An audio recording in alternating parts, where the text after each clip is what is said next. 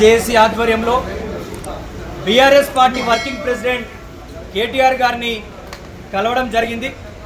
5 నెలల క్రితం కాంగ్రెస్ పార్టీ ఎస్సీలను వర్గీకరణ చేసి మాల సామాజిక వర్గాన్ని గ్రూప్ 2 గ్రూప్ 3లో పెట్టి గొంతు కోసిందని చెప్పేసి కూడా మేము చెప్పడం జరిగింది।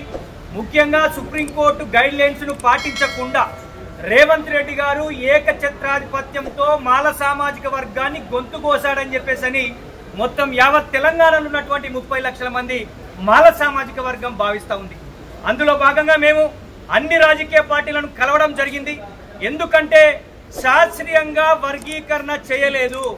మాల సామాజిక వర్గానికి 7% రిజర్వేషన్ రావాల్సి ఉండే 100 రోస్టర్ పాయింట్లు ఉంటే అందులో 22 లోపట మాల సామాజిక వర్గానికి ఒక్క రోస్టర్ పాయింట్ లేకుండా రిజర్వేషన్ ని మాకు దూరం చేసినటువంటి వ్యక్తి ఎవరంటే రేవంత్ రెడ్డి గారు। అందులో భాగంగానే ముఖ్యంగా రేవంత్ రెడ్డికి మేము ఒక డిమాండ్ చేస్తా ఉన్నాం। నీవు మేధావులతో చర్చించకుండా న్యాయ నిపుణులతో చర్చించకుండా మాల సామాజిక వర్గాన్ని రిజర్వేషన్లకు దూరం చేశావు కాబట్టి మేము తప్పకుండా మాల సత్యంతో చూపిస్తాం। మేము మీ యొక్క జాతీయ అధ్యక్షుని దగ్గరికి వెళ్తాం। అన్ని పార్టీలను కలుపుకొని మేము మాల సామాజిక వర్గానికి న్యాయం జరిగేంత వరకు కూడా ఉద్యమిస్తాం।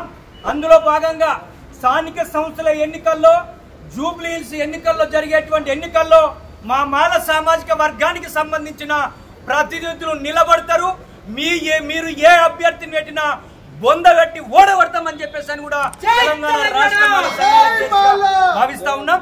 అందుకే మాకు ఏదైతే అసెంబ్లీలో బీజేపీ గాని ఎంఐఎంఏ గాని బీఆర్ఎస్ పార్టీ గాని వాళ్లకు కూడా షమీమ్ అఖ్తర్ రిపోర్టును ఈ యొక్క రేవంత్ రెడ్డి ఇవ్వలేదు। కనీసం కాంగ్రెస్ పార్టీలు ఉన్న ఉపసంఘంకి ఇవ్వలేదు।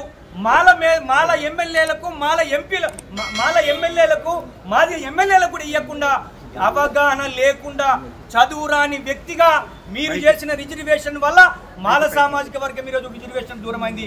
అందుకే కాంగ్రెస్ పార్టీకి సంబంధించిన నాయకులారా, ముఖ్యంగా మాల సామాజిక వర్గానికి సంబంధించిన మంత్రులు, ఎమ్మెల్యేలు, ఎంపీలు మాలలకు రిజర్వేషన్ లో న్యాయం జరిగే విధంగా మీ యొక్క పోరాటం లేకపోతే మాల సామాజిక వర్గం మిమ్మల్ని బహిష్కరిస్తుందని చెప్పేసి వారికి హెచ్చరిక చేస్తారు।